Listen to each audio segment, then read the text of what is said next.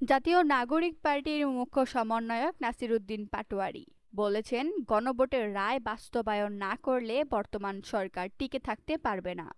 রায় বাস্তবায়ন না হলে দ্রুত সময়ের মধ্যে সরকারকে লাল কার্ড দেখানো হবে বলে হুঁশিয়ারি দেন তিনি।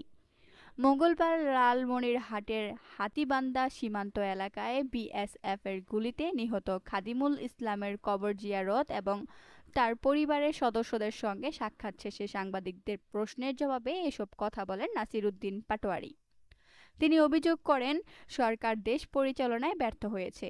বর্তমান মন্ত্রিসভার অনেক সদস্যকে তিনি হাওয়া ভবনের মন্ত্রী বলেও মন্তব্য করেন। সীমান্ত পরিস্থিতি নিয়ে তিনি বলেন, সরকারের দুর্বল পররাষ্ট্রনীতির কারণেই সীমান্তে হত্যাকাণ্ড বাড়ছে। এনসিপি ক্ষমতায় গেলে সীমান্তে নিহত বাংলাদেশিদের রাষ্ট্রীয় স্বীকৃতি দেওয়া হবে এবং তাদের পরিবারকে পুনর্বাসন ও আবাসন সুবিধা দেওয়া হবে বলেও জানান তিনি।